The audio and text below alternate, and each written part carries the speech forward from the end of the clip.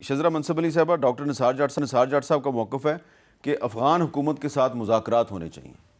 देखिए, एक तो पहले मैं इनकी ये बात कर दूं, जो ये कह रहे हैं प्रोपेगेंडा, इनके ट्विटर हैंडल से, पीटीआई के ट्विटर हैंडल से जिस वक्त ये वाक़यात हुए, एग्जैक्टली वही नैरेटिव आ रहा था जो कि इंडियन मीडिया पे आ रहा था। और ये सब चीज़ों ने देखा, बिल्कुल ये देखा, ये लिखी पड़ी बात है, ये कोई हम ऐसे ही नहीं इन दी एयर बात कर रहे हैं। आपको मैं भेजूंगी वो चंद लिंक्स में भेजूंगी। और दूसरी बात, इन्होंने कहा कि लोकल ट्राइब्स के साथ हमें बात करनी चाहिए। तो आपको कौन रोक रहा है लोकल ट्राइब्स के साथ बात करने के लिए? 10 साल आप गुजार चुके हैं यहाँ पे, अपनी गवर्नमेंट आपकी 12वां साल आपका गुजर मैं ऐड कर दूं कि मौलाना हामिदुल हक हक्कानी साहब, जिनको कुछ हफ्ते पहले शहीद किया गया है, वो एक डेलीगेशन लेके जा रहे थे जिसमें आपकी प्रोविंशियल गवर्नमेंट खैबर पख्तूनख्वा की भी तायद शामिल थी, और उन्होंने जाके मुज़ाकरात का सिलसिला शुरू करना था और उनको टारगेट किलिंग का निशाना बनाया गया। तो इसका मतलब ये है कि फेडरल गवर्नमेंट या प्रोविंशियल गवर्नमेंट ने कोई डायलॉग को नहीं रोका हुआ, लेकिन जो लोग डायलॉग में फैसिलिटेट करने की कोशिश करते हैं उनको टारगेट कर दिया जाता है। ये सोचें कि ये टारगेट करने वाला कौन है। बिल्कुल ठीक बात है ये आपकी, ये देखना चाहिए कि टारगेट करने वाला कौन है। हमने मुज़ाकरात से कभी भी ये नहीं कहा कि मुज़ाकरात नहीं होने चाहिए। इनकी गवर्नमेंट को अपने लोगों से मुज़ाकरात, इनके चीफ मिनिस्टर तो गए भी नहीं उधर जहाँ पे कि ये सारे वाक़यात हो रहे हैं, जहाँ रोड्स बंद रहे हैं इतनी देर, गए इनके चीफ मिनिस्टर उधर खुद? वो खुद गए भी नहीं है। और फिर ये बात है कि जब नेशनल एक्शन प्लान जो हमारा हुआ था, उसके अंदर एक कंपोनेंट ये भी था कि जो सिविल गवर्नमेंट है उसने भी जो अस्करी क़यादत है उसका साथ देना है, उसके साथ मिलके ये हम काम कर सकते हैं, जो कि उस वक्त मियां नवाज शरीफ साहब ने किया, जिसकी वजह से कि हम सक्सेसफुल हो सकते रहे। आज इनकी जो सिविल गवर्नमेंट है, जो इनके चीफ मिनिस्टर हैं, उनका तो ध्यान होता है कि इस्लामाबाद की तरफ मैंने कितनी यलगारें कर दी हैं। वो कहते हैं मैं सर पे कफन डालूंगा और मैं इस्लामाबाद के ऊपर हमला कर दूंगा, मैं खून की होली खेलूंगा और मैं इस्लामाबाद चला जाऊंगा। पार्टी के अंदर कुछ लोग ऐसे हैं जिनका ख्याल है कि चीफ मिनिस्टर साहब का इस्लामाबाद के साथ बहुत अच्छा ताल्लुक वास्ता है, खास तौर पे मोहसिन नकवी साहब के साथ तो उनकी बहुत दोस्ती है। चले, अच्छी बात यह है कि आपने आज ये कहा है कि हम कल जो नेशनल सिक्योरिटी कमेटी का इजलास हो रहा है आप उसमें जाना चाहते हैं, तो ये अच्छी मेरी राय तो है। अभी देखें, नहीं, गौर साहब की भी यही राय है। गौर साहब की भी होगी, सबकी होगी, हमारे मेजॉरिटी पार्लियामेंटेरियंस की ये राय थी। इसलिए कि खुद आप बता रहे हैं कि आपके जो केपीके से एमएनए हैं वो परेशान हैं, खुद परेशान। उन्होंने खुद कहा कि हमारे साथ ये हो रहा है, हमारे सामने हो रहा है, हमारे सामने लोग मर रहे हैं, हम बचाना चाह रहे हैं, हम बचा नहीं पा रहे। अच्छा, एक तरफ तो ये इस बात का तयन करना बहुत जरूरी है कि कौन है ये जो कर रहा है और ये क्यों कर रहा है। वो तो इंडियन मीडिया बता रहा है ना, इंडियन कौन मीडिया कर रहा है। ठीक है, वो शहनशाह का नाम ले देता तो आसानी ना हो जाती। अच्छा, पता नहीं है शहनशाह कौन है, लेकिन अब हमारी जो मीडिया की जो डिस्कशंस होती हैं, जब भी ईद करीब आती है तो उसमें एक ये सवाल ज़ेर बहस आ जाता है कि ईद के बाद क्या होगा। तो मौलाना फजलुर रहमान साहब ने 2 दिन पहले कुछ गुफ्तगू की है और वो गुफ्तगू जो है उसके बाद ये सवाल ज़ेर बहस है कि ईद के बाद क्या होगा। सुने मौलाना साहब ने क्या कहा है। वज़ीर आज़म मुझे इस बात के लिए तो फ़ोन कर सकता है कि मेरे पास एक इफ्तार कीजिए मौलाना साहब, कभी मुल्क के लिए भी रब्ता करें ना। यहाँ पर आग लगी हुई है और लोग अपने घरों में गैर महफूज हैं, मस्जिदों में गैर महफूज हैं, गली कूचों में गैर महफूज हैं, अपने हुजरों में गैर महफूज हैं, उनका भी ज़रा कोई सोचे ना। लोग जब निकलेंगे हम पब्लिक आएगी रोडों के ऊपर, फिर कहेंगे मौलाना साहब मुल्क का ख्याल रखें जी, मुल्क का ख्याल रखें, इधर हंगामे हैं, इधर कत्ल गारत गरी है। शजरा साहबा, मौलाना साहब जो हैं वो अगर ईद के बाद सड़कों पे निकल आए तो फिर क्या होगा? देखिए, मैं समझती हूँ मौलाना बहुत ज़ीरक सियासतदान है, बहुत उनको जमहूरियत पसंद है, उनको मुल्क का हमेशा सामने रखते हैं मुफाद। तो इस वक्त जो सिचुएशन है, जो हम आपके प्रोग्राम में अब तक डिस्कस कर रहे हैं, जिस तरीके से इस वक्त हमें अपनी मुल्क की सलामती की है, तो हमारा फोकस सिर्फ़ और सिर्फ ये होना चाहिए। और इस चीज़ के ऊपर हम तमाम पार्टीज़ के साथ बात करने को तैयार हैं, समेत पीटीआई के। लेकिन आपने देखा, क्योंकि पीटीआई इस वक्त पीटीआई ए, पीटीआई बी, पीटीआई सी काफ़ी चीज़ों में बढ़ चुकी है, काफ़ी इंतशार का शिकार है, काफ़ी ग्रुपिंग है। अब हमें ये नहीं पता कि पीटीआई ए की बात सही है या बी की या सी, लेकिन इनमें से 1-2 लोगों ने ये भी कहा कि जी हम इस शर्त पे आएंगे या बैठेंगे अगर आप हमारे साहब चेयरमैन को रिहा करेंगे। अब पहली बात तो ये है कि मैं समझती हूँ इस पॉइंट के ऊपर इस किस्म की शर्तें रखना बहुत नामुनासिब है।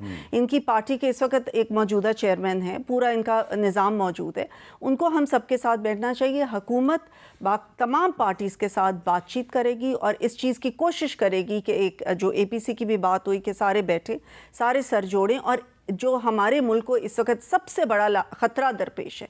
और आपने दिखाया कि किस तरह इंडियन मीडिया तो उस पर लुडियाँ डाल रहे हैं, खुश हैं वो तो कि ये सारा कुछ हो रहा है।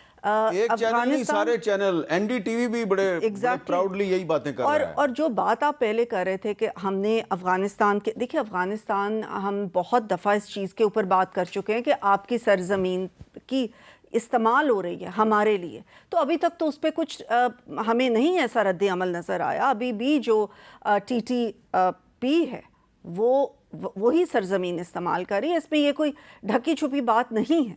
तो ये इस हालात में हमें ये चाहिए कि तमाम पार्टीज़ गैर मशरूत इकट्ठे बैठे और सड़कों पे आने की बजाय सर जोड़ के इस चीज़ के ऊपर गौर करें कि हमने इस स्कार्ज को कैसे ख़त्म कर। तो डॉक्टर साहब, ये जो कोशिश है आपके कुछ साथियों की कि ईद के बाद एक ग्रैंड अपोजिशन अलायंस बन जाए, तो ये ख्वाब हकीकत बनेगा? मेरे साथ देखें, हमारी पूरी कोशिश है कि जो पाकिस्तान में जो हालात बन चुके हैं, आपने जिस तरह आइन का बेड़ा गर्क करके हाथ में पकड़ा दिया है, कानून की आपने धज्जियाँ उड़ा के रख दी हैं, अब आप हमें दहशतगर्द डिक्लेयर करके मार देना चाहते हैं, गोली आपने पहले चला दी है, आप हमारा सांस भी बंद करना चाहते हैं, आप हर जुल्म की वो दीवार जो हम पर गिराना चाहते हैं जिसकी मिसाल पाकिस्तान की तारीख में कभी नहीं मिली। तो हम तो इस बात के ख्वाहिशमंद हैं कि आइन और कानून और इस ईवान की सुपरमेसी, पाकिस्तान की सुपरमेसी के लिए अपोजिशन को एक मुस्बत किरदार अदा करना होगा। और इस बात को अल्लाह अल्लाह करके मौलाना साहब भी अब रियलाइज़ कर रहे हैं कि मौलाना साहब को भी नज़र आ रहा है कि आगे हालात को इतने अच्छे नज़र नहीं आ रहे। मौलाना साहब को ये भी नज़र आ रहा है कि अगर मैंने PTI के साथ इत्तेहाद कर लिया तो फ़ायदा PTI का, मेरा कोई फ़ायदा नहीं जी मौलाना साहब को आप बता दें कि अगर मौलाना इत्तेहाद करें PTI से, मौलाना को क्या फायदा है? चले मेरी बात सुने, मैं अपना मीर साहब, तो अगर वो इत्तेहाद करेंगे तो सिर्फ और सिर्फ देखें पहले मुल्क की ये बात हम एग्री करते हैं कि मौलाना साहब के इत्तेहाद के बेनिफिशियरी हम होंगे। हाँ, इसमें तो दो राय वाली बात नहीं है। और हम लेकिन इत्तेहाद ऐसा होना चाहिए कि बेनिफिशियरी पूरी कौम हो। इसलिए हम मौलाना साहब को कह रहे हैं कि आप कौम को सामने रखकर हमारा साथ दें और आए ताकि हम कौम का भला कर सकें। हमने उनसे फायदा नहीं उठाना, हम समझते हैं कि कौम फायदा उठाए, आइन फायदा उठाए, कानून फायदा उठाए। दूसरी बात ये आप कह रहे हैं ना, इंडिया का मीडिया बड़ा चीख चीख के कह रहा है हाफिज सईद साहब को पाकिस्तान की अदालतों ने कोई इल्जाम नहीं ठहराया। आज आप हाफिज सईद को छोड़ दें, मंजर यहाँ पे आने दें, मैं देखता हूँ कि इंडिया का चैनल मुंह खोल जाए, इनकी जुबान बंदी ना हो जाए तो मेरा वो नाम से डरते हैं। तो और उनकी ख्वाहिश है कि हम किसी तरीके से आप मुतालबा करें कि हाफिज सईद साहब की नजरबंदी खत्म की जाए। जी, मैं समझता हूँ कि इनके हाफिज सईद साहब की नजरबंदी खत्म होनी चाहिए और इंडिया का मुंह तोड़ जवाब। इंडियन मीडिया तो कह रहा है कि वो जेल में कहीं फिर रहे थे, तो ये सब बकवास है। अगर हाफिज सईद साहब की जमात जो है, जब मेरी मीर साहब बात सुने, जब पाकिस्तान में सलाब आ जाए हाफिज सईद साहब, जब यहाँ पर फंड रेजिंग का मामला हाफिज सईद साहब, कश्मीर में आपको जवान चाहिए तो हाफिज सईद साहब। बिल्कुल ठीक है। तो हाफिज अभी आपकी जो जमात है उसने फैसला कर लिया है कि पार्लिमानी कमेटी का ये फैसला हो चुका है, पॉलिटिकल कमेटी का भी पेंडिंग है, लेकिन वो उन्होंने नाम भिजवा दिए हैं। आपकी जो पॉलिटिकल कमेटी है उसने नाम भिजवा दिए जी, मैं नहीं है, लेकिन अभी ये भी कोशिश जारी है कि जुनैद अकबर साहब की मुलाकात हो जाए इमरान खान साहब। जी, बेहतर है। अच्छा, मैंने एक ब्रेक लेना है, लेकिन ब्रेक से पहले मैं एक और बात जो है बताऊं कि ये जो हम बात कर रहे हैं कि दहशतगर्दी के खिलाफ हम सबको मिलजुल के काम करना चाहिए, तो इसमें हमारे कुछ जो अरबाब इख्तियार हैं, ख़ास तौर पर जो बलूचिस्तान हुकूमत में शामिल लोग हैं, उनको भी एहतियात के साथ गुफ्तगू करनी चाहिए, क्योंकि आप बलूचिस्तान असम्बली के फ्लोर पे जब अपने ही इदारों के बारे में ऐसी बात करें जिससे कि शकूक व शुबात को मज़ीद तक़वियत मिले, तो इससे भी फ़ायदा दुश्मन उठाता है। मैं मिसाल के तौर पे एक बयान आपकी खिदमत में पेश करना चाहता हूँ अब्दुर्रहमान खितरान साहब का। वो क्या कह रहे हैं ज़रा सुनें। मौलाना साहब ने तो बहुत सारे इल्ज़ाम लगा दिए जी, FC डीजल बेचती है, FC ये करती है। मैं मान लेता हूँ करती होगी। अगर मकरान का एक बलोच कारोबार कर रहा है, अगर वो स्मगलिंग कर रहा है, मिसाल के तौर पर अगर FC ने ले लिया तो कौन सी क़यामत आ गई? कस्टम को आप देते हैं हिसाब, फिशरीज के जो अफसर है उनको देते हैं। अगर अवल तो ये चीज़ नहीं है, अगर है तो अगर FC वाला ले गया तो कौन सी क़यामत आ गई? और कौन नहीं ले रहा है? मुझे वो दूध का धुला दिखाई दे रहा है इस ऐवान में। ये कहना कि अगर कस्टम वाले ले रहे हैं और फिशरीज़ वाले ले रहे हैं तो FC वाला भी अगर ले गया तो इसमें कौन सी क़यामत आ गई?